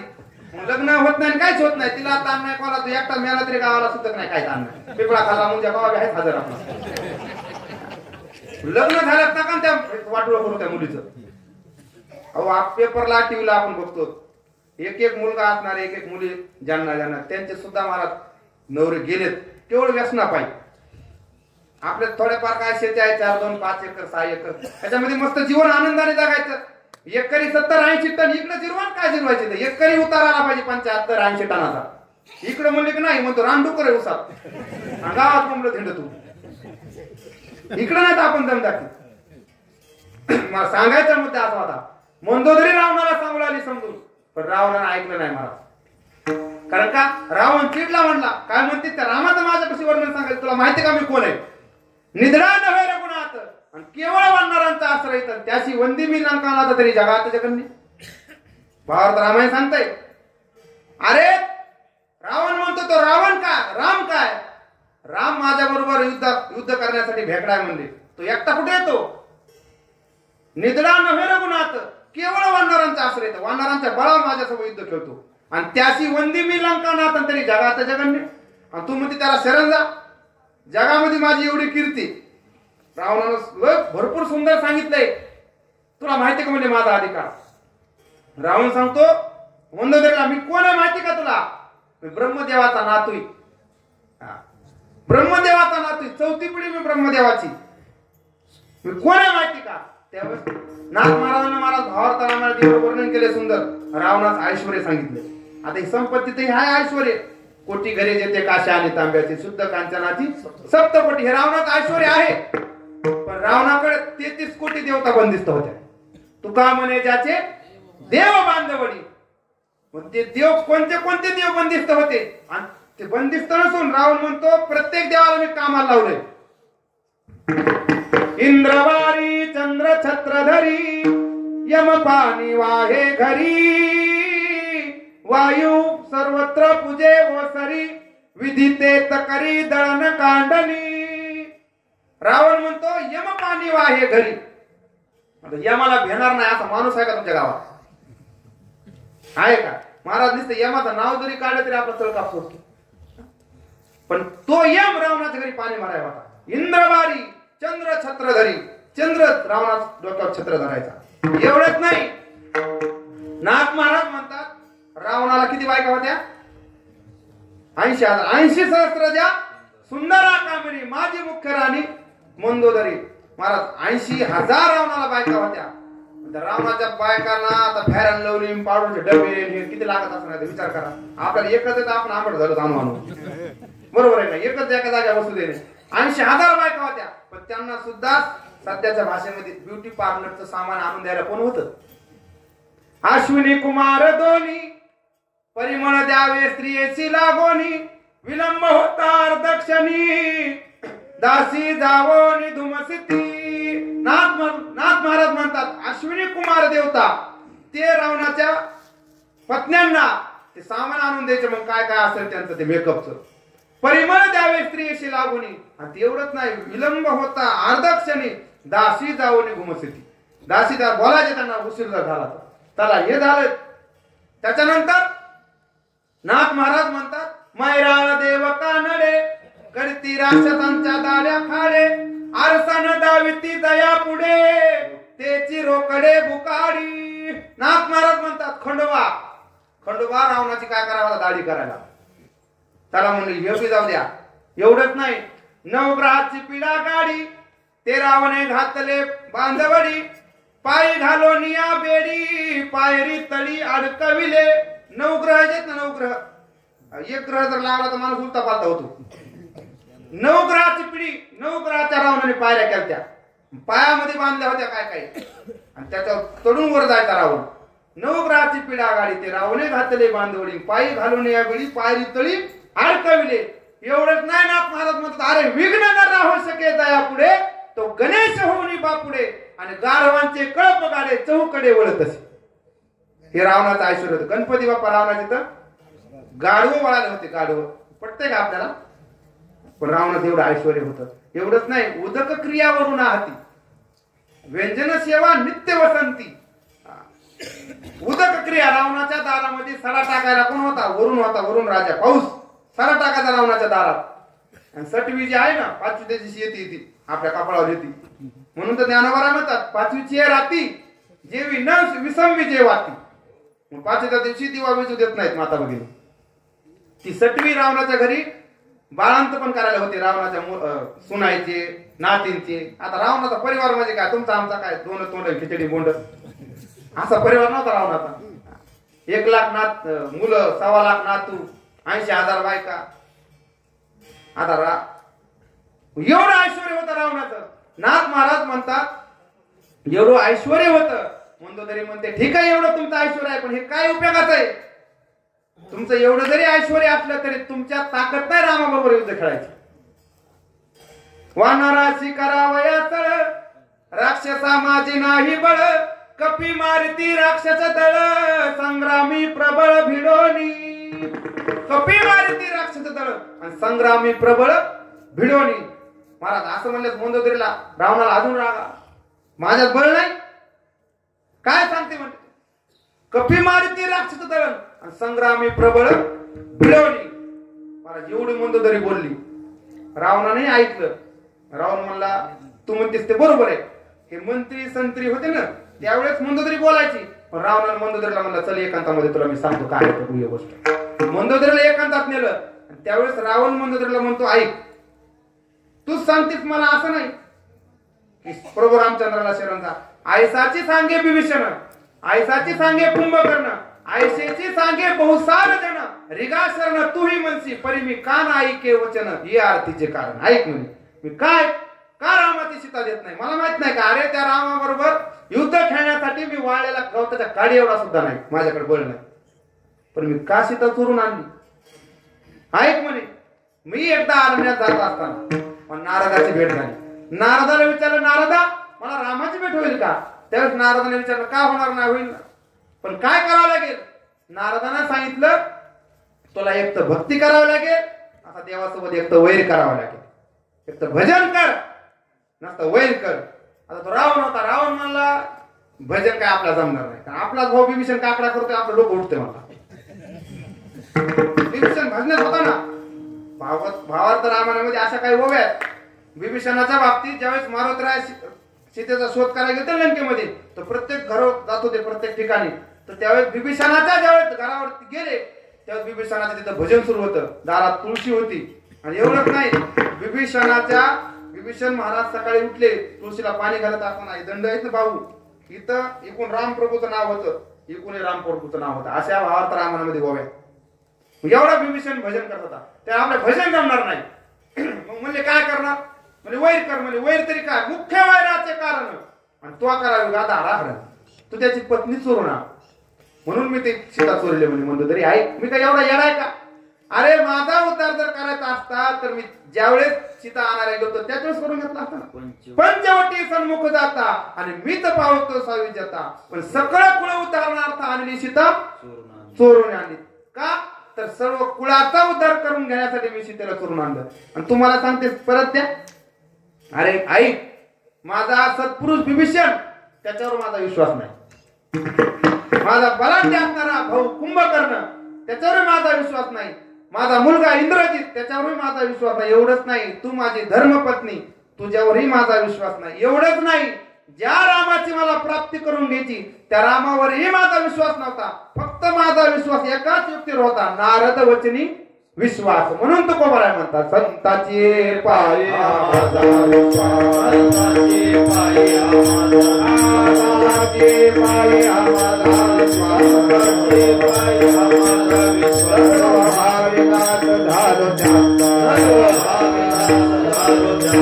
सर्व भाविदास झालो संताची पायी हा माझा विश्वास, संताची पायी हा माझा विश्वास, संताची पायी हा माझा विश्वास, संताची पायी हा माझा विश्वास.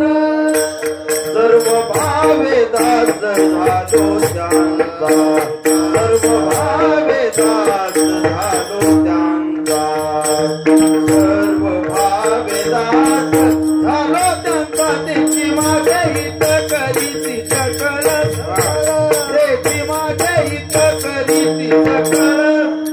सर्व भाविदास झालो त्यांचा, सर्व भाविदास झालो त्यांचा, सर्व भाविदास झालो त्यांचा. त्याची माझे हित करीती सकळ, त्याची माझे हित करीती सकळ. करीती सकळ, करीती सकळ. कोण म्हणतात संताची पायी. तो साधक म्हटला महाराज हे झाले राक्षस, पण वैऱ्याचा तो कोबराय म्हणतात वैऱ्याचा सुद्धा विश्वास संतांवर आहे. चल म्हणजे महाभारतामध्ये आता पांडव आणि कौरव यांचं काय होतं, वैरच होतं ना. हे सख्खे भाऊ भाऊ, पण भांडणं सुरू झाले. कशामुळं? म्हणून भागवतामध्ये पैशाच्या पाठीमागे 15 अनर्थ सांगितले. त्याच्यामधले भांडणं, चोरी, हिंसा 15 अनर्थ आहेत. कारण पैसा कमवतानाही कष्ट आहे, पैसा जतन करतानाही कष्ट आहे, आणि पैसा आपल्यापासून जात असताना काय आहे. अर्थानाम अर्जने क्लेश तथैव परिपालने नाशे दुःखम व्यये दुःखम दिगर्थान क्लेशकारिण. पंचदशिकार सांगतात अर्थानाम अर्जने क्लेश, पैसा कमवत असताना दुःख आहे ना. पण असा माणूस जगात दाखवा बरं त्याला पैसा आवडत नाही आहे का कोणी? ऐसा कोण आहे हे दया नावडे आणि कन्या पुत्र घोडे. अहो संसारिकापेक्षा ब्रह्मचार्याला जास्त पैसा आवडतो. तो कोबरा म्हणतात नाही त्या सुतली द्रव्य लोप माया भस्मदंड छाया. संन्यासाला सुद्धा मला जास्त पैसा आवडतो संसारिकापेक्षा. माझं असं म्हणणं आहे जास्त जे लग्न केलेले महाराज लोक आहे ना त्यांना 1000 पैसे आगाव देत जा. लेकरं बाळा असतात घरी बरोबर. ब्रह्मचार्याला काय महागणा पडून फुकुटा उडत, पण लोक आम्हाला देणार त्याला देणार. दशरथ महाराज हो बँक कोटे धोत्राला गाठी विठाला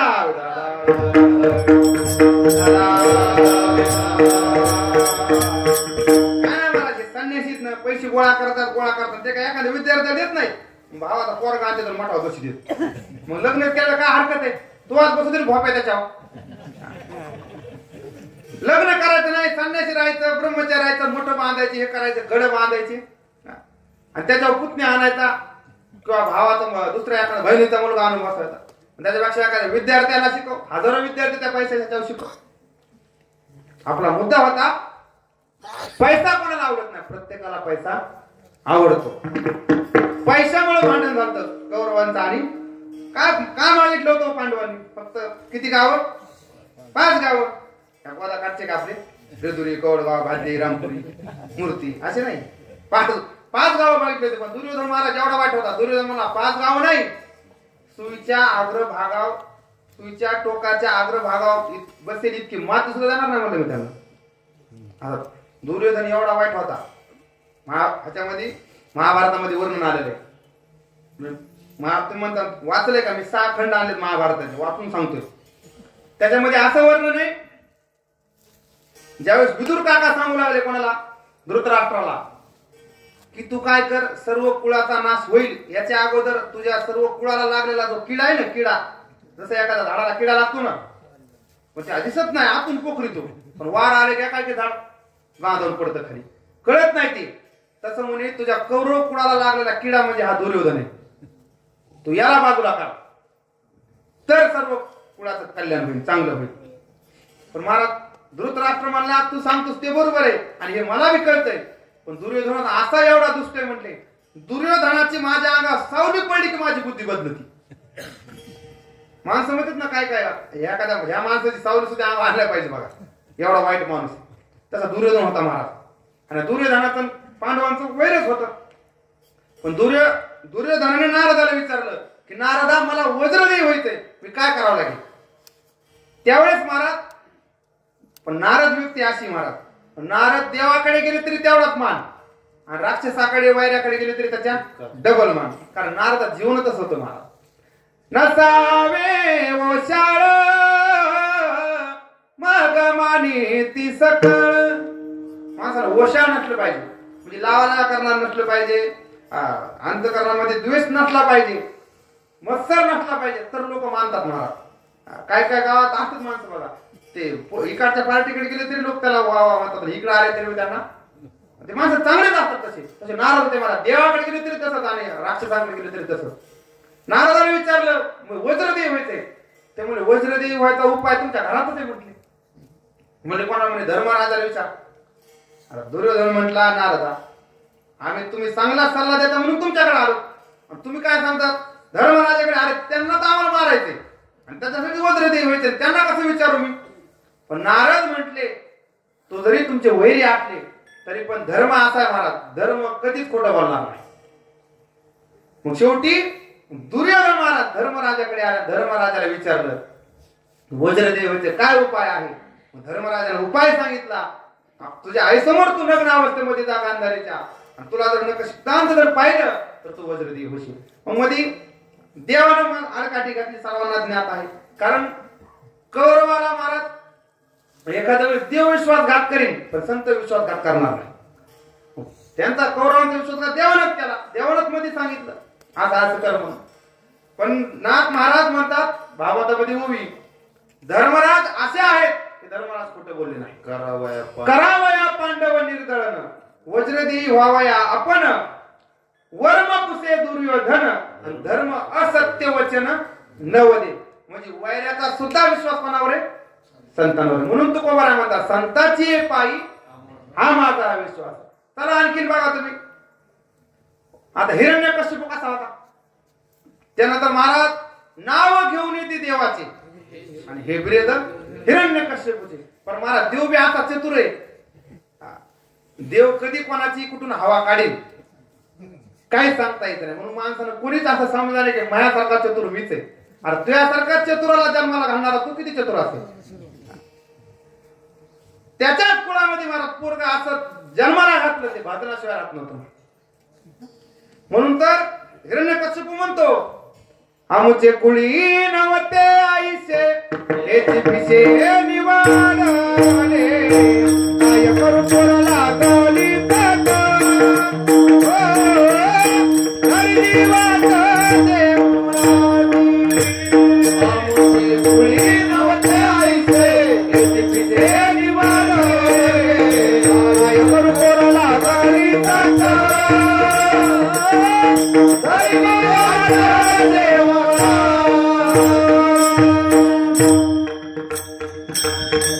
प्रल्हादाचं जीवन सुद्धा अगदी भगवन्मय जीवन होतं त्याच कुळामध्ये महाराज हिरण्यकश्यपूच्या कुळामध्ये. पण हिरण्यकश्यपू मुलाला देवाचं नाव घेऊ देत नव्हता, तिथल्या लोकांनाही घेऊ देत नव्हता. पण त्याचं एक वैशिष्ट्य होतं, नारद तिथे गेले की नाव घेऊन येते देवाचे हिरण्यकश्यपूचे, पण त्याशी कीर्तन तुझे रुचे विषमत्व साचे तुझं नाही. नाथ महाराज म्हणतात पण नारद तिथे गेली की नारदाला हिरण्यकश्यप म्हणायचा करा नारदचे भजन, गाय एखादा राग चांगला भटियार विवास. म्हणजे नारदावर सुद्धा हिरण्यकश्यपाचा काय होता विश्वास होता. मग तुकोबराया साधकाने विचारलं महाराज संतांचे पाय संतांच्या पाय विश्वास ठेवायचा का ठेवायचा. तुकोबराया म्हणजे एवढंच नाही विश्वासच नाही ठेवायचा सर्व भावे दास झालो त्यांचा कायेने वाचेने मनाने संतांचा दास व्हायचं. आता दास होणं कितपत चांगलंय ह्याची त्याला माहिती कारण प्रत्येकाला सध्या काय वाटतंय मालक वाटतंय. महाराज महिन्यात झालं सून घरात आले की त्याला वाटतं मी काय व्हावे मी सासू झाली अगो मंजुळा आली नांदावं लागेल मग सासू होशील लगेच कशी सासू होशील तू बरोबर आहे का. सासू कशी किल्ला लगेच हातात येईल होय माता बघितली देतात का चाय हातात लगेच नाही देणार मला आधी नांदावं लागेल ना. पण सध्या कोणाला मालक व्हायला दास व्हायला आवडत नाही प्रत्येकाला काय वाटते मालक वाटते. मग तू बरोबर आहे तुम्ही म्हणता संतांचा दास दास होणं चांगले का कारण 5 माणसं जिवंत असून मेल्यासारखे किती 5 माणसं ऐका जीवन तोपी मृत पंचहा व्यासेने परिकीर्तिता दरिद्रो व्याधितो मूर्खो प्रवासी नित्य सेवका. आले लक्षात. दरिद्री व्याधिग्रस्त मूर्ख प्रवासी आणि नित्य सेवक झाले 5. पहिला कोण दरिद्री. आता दारिद्र्य चांगले का दारिद्र्य कोणाला आवडत आहे का पण काय करावं ज्याचा त्याच्या प्रारब्धानुसार आहे. हरी अगा रोग काय रोगिया आवडे दरिद्री दरिद्रिया परी भोग विजे बळिया अदृष्ट ज्ञानोबाला म्हणतात रोग कोणालाही आवडत नाही. अगा रोग काय रोगिया आणि आवडे दरिद्री दरिद्रिया दारिद्र्य माणसाला सुद्धा दारिद्र्य आवडत पण दरिद्री माणूस दरिद्री म्हणायचं कोणाला. नाथ महाराज सुंदर व्याख्या केली. मला म्हटलं मी पुराव्याशिवाय काहीच बोलणार नाही कीर्तन थोडंच करील कोणाला पटू अगर न पटू पण परंपरेला धरून करेल असं मोकार काही इकडे तिकडे बोलणार नाही. गाणे तर अजिबात म्हणणार नाही. आणि आता लोक खालून चिठ्ठ्या दिलेत महाराज हो द्या आई माझी मायाच्या सागर बाप दुःखाचा डोंगर असं नाही गाणं म्हणणार नाही. नाथ महाराज म्हणतात दरिद्री कोण. आता आपण व्यवहारामध्ये दरिद्री कोणाला म्हणतो ज्याच्याकडे पैसे नाहीत किंवा परिस्थिती एकदम खालावली आहे त्याला काय म्हणतात माणसं दरिद्री. पण याच्या उलट व्याख्या नाथ महाराजांची. नाथ महाराज म्हणतात ऐका दरिद्राचे लक्षण गाठी असता कोटी धन ज्याचे संतुष्ट नाही मन परम दरिद्री जाण या नाव विठाला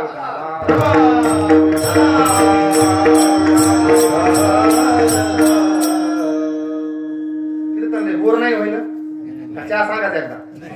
अहो म्हणजे कसं आहे कोणाला सवय असते आता कोणाला तंबाखू खायची सवय असते पण 2 तास बसले काय करते त्याला वाटायला. आता महाराजाला पार धरले एकदम ह्याच्यामध्ये अजून मधून चहा आला तर फ्रेश होते तसं काय नाही ना. आपलं सांगायचं काय आता महाराज ओळखीचे आमचे महाराज माझे ओळखी तुमच्या ओळखीचे चहा पाणी डोकं केलं फ्रेश राहते डोकं जरा. दरिद्राचं लक्षण ऐकलं ना कोण दरिद्री ज्याच्याकडे भरपूर पैसा आहे पण मन संतुष्ट नाही. का महाराज काय काय माणसं असे एकरी 80 टन बी होत्या त्याला विचारलं ना कस काय ऊस यंदा काय गेल्या वर्षी 85 यंदा 80 झाला म्हणजे त्याला सदा इवळे म्हणतात सदा इवळे. कवा म्हणलं की काय नाही हो महाराज गेल्या वर्षी एवढं झालं यंदा कधी महाराज संतुष्ट नसतात. कधीतरी आपण संतुष्ट झालं पाहिजे बरोबर आहे का नाही. कवा सोयाबीन महाराज यंदा असं झालं आपण भरपूर झाली शेजाऱ्या तुला 2 कटी जास्त झाली समाधान मानणं त्याची अंतपात सुरू निघाला.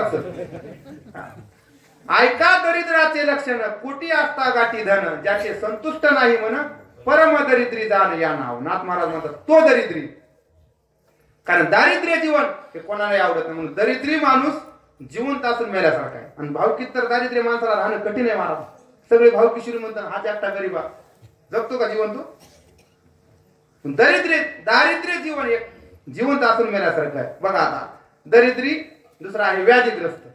आता कायम घरामध्ये रोगी माणसं कसं वाटतं घरामध्ये लोक म्हणतात आमचं म्हातारा 40 वर्ष झालं पडू नये. त्या बाबाला विचार बाबा कसं वाटतंय तो महाराज मरण येत नाही म्हणून जगतोय. आता मेलेलं बरं मरण भले परी काय अवकळायची संसाराचा धाक निरंतर भासी बोले परी काय अवकळा ऐशी. दारिद्र्य जीवन, व्याधीग्रस्त जीवन हे जिवंत असून मेल्यासारखे. दरिद्री, व्याधी, हा दुसरा आहे काय, मूर्ख. आता मूर्खात जास्त कशाला सांगे, सगळे शहाणे तिथं तो विषय कशाला जास्त नाही का. पण मूर्खाचे बी काही लक्ष नाही. म्हणायला पाहिजे कोण मूर्ख कोण शहाणा. एका गावामध्ये सगळं गाव त्याला मूर्ख म्हणायचं. मूर्ख मूर्ख म्हणते मला आपलं हे गाव, ते मला हे गावच मूर्ख आहे, मी नाही म्हणला. गेला दुसऱ्या गावाला निघून, शेजारच्या गावाला गेला. जुन्या काळात आर होता आणि तिथे बाया काय पाणी शेंदत होत्या. तिथे पावरा घातला, पाणी शेंदलं, चिखलानं भरलेले बुटन पायाच्या हाडावरच्या ह्याच्यावर चिऱ्यावर बसून धुईला आणि सगळं पाणी चाललं ते मध्ये चिखलाचं पाणी. बाया म्हणला काय मूर्ख माणूस आहे, तुम्हाला कसं काय माहिती मी मूर्ख म्हणून. आता मी म्हणलं तुला काय नाव त्या अंगावर पाठी लिहायची होय, मूर्ख माणूस आहे, तो लक्षणावर सांगत आहे ना, तू मूर्ख म्हणून महामूर्ख आहेस म्हणून मूर्ख नाही. अहो ताके कृपण तो जेव काय घाली आणि आहात ते कळे चाली होई. तुकोबरा उदाहरण दिले. तुकोबरामध्ये एका माणसाला म्हणलं जेव घाल, ते मला वा वा वा घालतो जेव म्हणला. पण लोक म्हणजे महाराज अहो कधी फुकट कधी कोणाला ताक देत नाही, तुम्हाला जेव काय घाली. ताके कृपण तो जेव काय घाली आणि आहात ते कळे चालीवरी. चालत सांगते त्याचं मूर्खाचे, त्याचं सांगायला म्हणजे तुला मूर्खाचं लक्षण काय, हे मूर्खाचं लक्षण आहे. अहो कालिदासाने 5 मूर्खाचे लक्षण सांगितले, सुभाषितकारांनी 5 मूर्खाचे लक्षण सांगितले. मूर्खस्य पंचचिन्हानि गर्व दुर्वचनम तथा क्रोधस्य दुर्वादस्य परवाक्येषु अनादर. काय सांगितलं मूर्खाचे 5? मूर्खस्य पंचचिन्हानि गर्व दुर्वचनम तथा.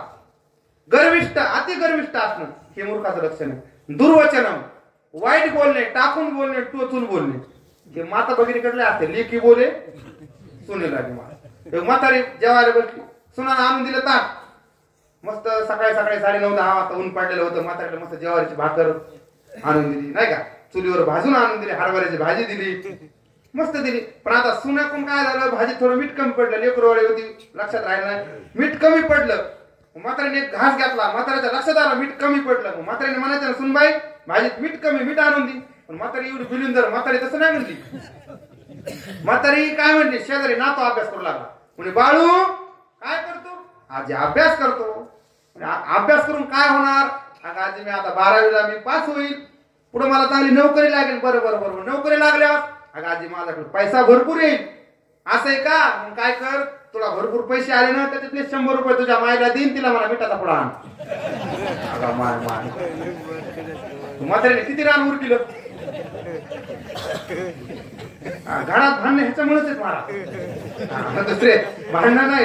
काय काय जुन्या म्हाताऱ्या काय ऐकत नाहीत आणि आता सुना त्याच्या काय लक्ष देत नाही. ते मध्ये आमच्या काळात काय असं होतं का, आता तुझ्या काळात नव्हतं तसं, पण त्याला मिळाले खाऊ देईल त्याला गपची.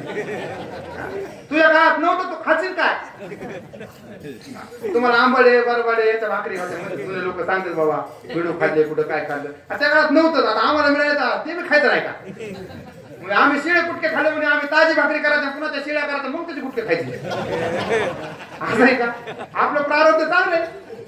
त्या काळामध्ये भेटत नव्हतं, दुष्काळ होता, सगळं होतं, मिळत नव्हतं. अहो काहीतरी गावात मिळून एखाद्या गावात मुक्ती व्हायची म्हणून सप्त्याला 10 किलोमीटर लोक चलत जायचे. आमच्याकडे वाका गाव आहे, वाका जुन्या काळात लोक सांगतात. म्हणजे लांबून 20 किलोमीटर काय माणसं गेले जेवायला काल्याच्या पंक्तीला. पण आता बुंदी मुचकीच केली होती, लोक आले, भरपूर लोक वाढले ना तिथं. काय आता सप्ताह महिन्यात काय फुकटचं भेटलं सर गाव धावलं. मग ते 7-8 जणांचे गेले होते लांबून जेवायला, त्यांच्यापर्यंत काय नुकतीवाला येतच नव्हतं. नुसता भात ते म्हणून काय आपला दुश्मन आहे का आदल्या जन्मी काय माहिती बाबा. जवळ यायचा लगेच महागारी जायचा.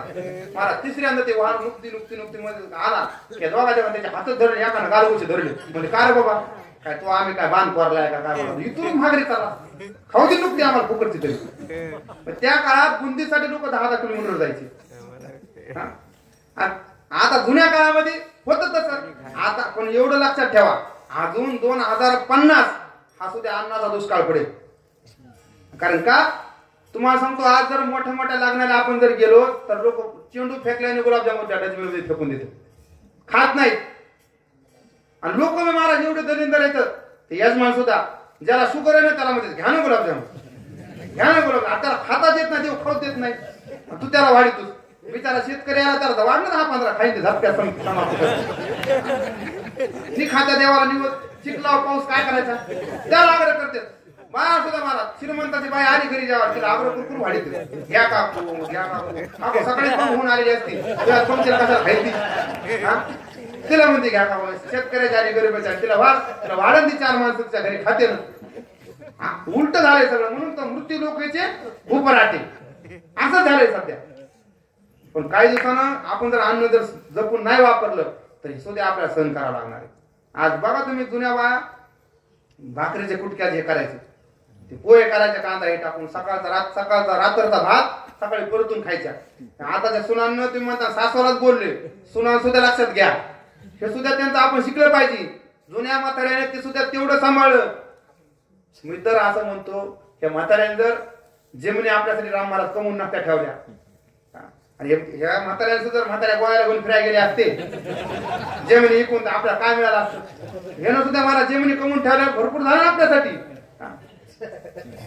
नसता जेमनी नसतं काय केलं असतं. आज कोरोनाने तुम्हाला आम्हाला शिकवलं. मुंबई पुण्याला गेले लोक होते ना ते शेतीत काय पडत नाही म्हणणारे ते लोक गावाकडे आले विचारला लावले पाटील काम आहे का काम आहे का. अहो 10 बाया जर सांगितलं तर 20 बायाच्या बाजरी काढा. पण शेतकरी महाराज खरंच दिलदार राजा आहे. शेतकऱ्यांना त्या 10 बाया कधी माघारी पाठवल्या नाही. करा म्हणायचं काम काय तुम्हाला आज दी शरीर ते देऊ सगळं देशा हे फक्त शेतकरीच करू शकतो. म्हणून शेतकऱ्यासारखा श्रीमंत कोणी नाही महाराज. आपला मुद्दा होता मूर्खाचे 5 लक्षणं सांगू लागलो त्याच्यामध्ये वाईट बोलणं टाकून बोलणं सुद्धा काय आहे मूर्खाचं लक्षण. महाराज सासू सुनाने कसं वागलं पाहिजे ऐका तुम्हाला 2 मिनिटात सांगतो. शाळेची गाडी आली नातवाची दारामध्ये शाळेची गाडी कारण आता जवळपास प्रत्येकाचे मुलं कुठे आहेत इंग्लिश स्कूलला शाळेत नाही कुठं इंग्लिश स्कूलला. मला दप्तराने वाकू मेलं वाजायला येताना असं येते त्याला ते पायऱ्या झाले असते हात ते लुळे दप्तर ते डबा ते म्हणते आला का नाही माझा वाघ ओ वाघ. शाळेत दारात शाळेची गाडी आली. मग आता त्या मुलाची आई म्हणजे हिची सून सासूची ती स्वयंपाक करायची. मग या सासून काय करायचं त्या टायमामध्ये त्या पोराची बॅग कुठे ती बघून द्यायची त्याची पेन्सिल कुठे ती पाहून द्यायची त्याचे बूट कुठे त्याचे सॉक्स कुठे ती गळ्यातली टाय कुठे ते सगळं कोणी बघून द्यायचं त्या नातवानं आजीनं बघून द्यायचं नातवाचे कारण ती डबा भरायली. मग ती त्याच्यात म्हणते दारात गाडी हॉर्न वाजवायली. पण तेवढ्यामध्ये म्हातारी काय करते तुळशीला येणे घालायली तुळशीला येणे घालायली हिचा परमार्थ दाखवली. आणि ती बिचारी काय करेल स्वयंपाक करेल का त्याचा डबा भरेल का त्याची बॅग बघत. मग सासवांचं लक्ष घेतलं पाहिजे ना. आता पोरगा शाळेत गेला तुला सांगावं झोपलं दिवसभर काय करायचं. पण हे सुद्धा साधे व्यवहार आपल्याला कळत नाही. नसा शेजारणी करताना तिच्या इथं गप्पा सुनाला नाही तापत्या करू लागणार शेजारणीला उंडे वळून देणार काय धंदे तिच्या पैसा गप्पा हाणार. बरं गप्पा बी कोणापाशी हाणारी करा ना सुनाचं की जिच्या धाकानं 4 सुनाने इरी तुला टाकल्या तिच्यापाशी जाऊन ही गप्पा हाणायची. हे तरी लक्षात घेतलं पाहिजे ना आपल्या सुनाच्या घराने कोणापाशी करावं. तुम्ही म्हणता आमच्या गावात हीच काय इथलंच नाही सगळीकडे असंच आहे.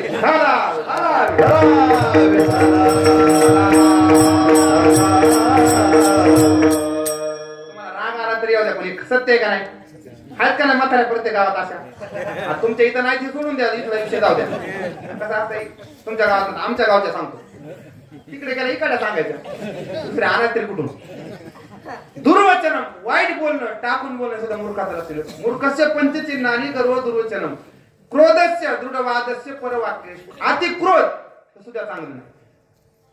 अति कोपता कार्य जाते लयाला अति नम्रता पात्र होते भीतीला अति कार्य ते कोणतेही नसावे प्रमाणामध्ये सर्व काही असावे. म्हणून अति क्रोध सुद्धा चांगला नाही.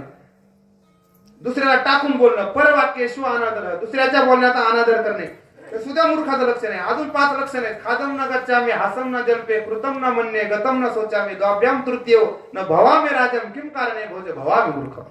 कालिदास सांगतात 5 जण मूर्ख आहेत. कालिदासा भोजराजाची पत्नी आणि तिची मैत्रीण दोघे गप्पा मारत होत्या आणि त्या गप्पा मारत असताना राजा तिथे गेला आणि त्या राजाची बायको त्याला म्हणली या मूर्ख बसा. आता राजाची बायको त्याला मूर्ख म्हणलं त्याला वाईट वाटलं ना. तुम्हाला बायको मला मूर्ख का म्हटले. दुसरे ते दरबार भरवला आणि दरबारामध्ये सगळे राजे महाराजे मंत्री प्रधान सगळे बोलवले. प्रत्येक जण गेट मधून येत असताना राजा प्रत्येकाला म्हणाले या मूर्ख बसा या मूर्ख बसा. प्रत्येक जण येताना बसायचा. पण कालिदासच आला नाही अजून बराच वेळ झाला. राजा विचार पडला फक्त कालिदास आला नाही. ज्यावेळेस कालिदास गेटवर आला राजा नावाला या मूर्ख बसा. कालिदास आतमध्ये नाही आले कालिदासाने विचार केला, मला राजा मूर्ख का म्हटला, असं मूर्खाचे काय लक्षण आहेत माझ्याकडे.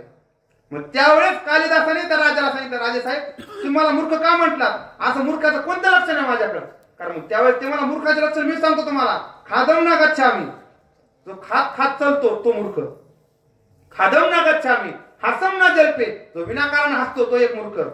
खादम न गच्छामी हसम न जल्पे कृतम न म्हणणे, जो केलेल्या विषयी शोक करतो तो एक मूर्ख. गतम न सोचामी, म्हणजे गेलेल्या विषयी शोक करतो. कृतम न म्हणणे, केलेल्या उपकाराची जाण ठेवत नाही तो एक मूर्ख. आणि द्वाभ्याम तृतीय, दोघं बोलत असताना मधी तिसऱ्यानं दोन खुपशीनं, तो एक मूर्ख. राजा मला मिळाला आपलं उत्तर. द्वाभ्याम तृतीय न भवामी राजन, आणि किम कारणे भोज भवामी मूर्ख, कोण्या कारणाने मी मूर्ख आहे. मी खात खात चालत नाही, मी विनाकारण हसत नाही, मी गेलेल्या विषयी शोक करत नाही, मी दुसऱ्याचे उपकार जाणतो. आणि दोघं बोलत असताना मी तिसरा कधी मध्ये बोलत नाही. राजा मला जास्त नाही, मला एवढंच पाहिजे होतं. द्वाभ्याम तृतीय, दोघी बोल. मला माझी बायको का मूर्ख म्हटली, की दोघी बोलत असताना तिसरा मध्ये जाणं हे एक मूर्खाचं लक्षण आहे. मग कसं तुकोबर आहे, दास होणं चांगलं नाही. 5 जण जिवंत असून मेल्यासारखे मूर्ख आहे त्याच्यामध्ये. त्याच्यानंतर दुसरा राहिला अधिकित झाले दरिद्री, रोगी, मूर्ख, प्रवासी. प्रवासी सुद्धा मला मूर्ख, रोज प्रवास करणारा. एका शिष्यानं गुरुला विचारलं, गुरुजी सर्वात सुखी कोण. तर त्या गुरुनं उत्तर दिलं, अप्रवास गमन, ज्याचा जीवनाचा प्रवास थांबला तो सुखी. म्हणजे ज्याचं जीवन जगण्याचं कृत्य जीवन झालं तो सुखी. आता निश्चिंतीने खुंटलिया, त्याची जीवनाची धाव संपली तो सुखी. चला दुसरं सांगितलं काय, प्रवासी, नित्य सेवक. आता नित्य सगळीकडे जोडायचं. नित्य प्रवासी, नित्य दरिद्री, नित्य रोगी, नित्य सेवक. नित्य सेवा करणं हे सुद्धा काय आहे, जिवंत असून मेल्यासारखं. मग तुकोबरा म्हणतात तुम्ही सर्व भावे दास, संतांचा दास होणं हे तर जिवंत असून मेल्यासारखं आहे. पण तुकोबरा म्हणले आम्ही दास म्हटलो, संसाराचे दास नाही. कोणाचे सर्व भावे दास झालो त्यांचा, संतांचा दास होणं हे काय मूर्खाचं लक्षण ठरत नाही. कारण तुकोबरा म्हणतात एकतर दास व्हा देवाचं व्हा, किंवा देव माने संतांचं व्हा. आम्ही सर्व भावे दास झालो त्यांचा. का दास झालो त्याचं दुसरं चरणात उत्तर.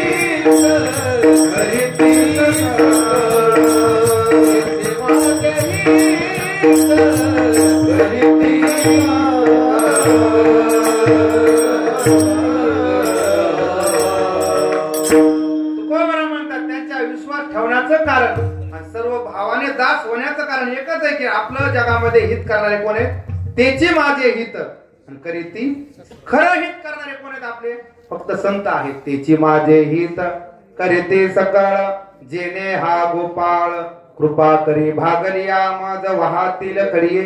त्यांची याने जोडी सर्व सुख, तुका म्हणे शेष सेविन आवडी, वचन न मोडी बोलिले ते. आता सर्व चारही चरणाचा अर्थ सांगायला वेळ एवढा नसतो. आता तुकोबरांचे अभंग आहेत महाराज, एका चरणावर 4 महिने बोलणारे व्यक्ती, आणि आपण 2 तासामध्ये 4 चरण कसे सोडू शकणार.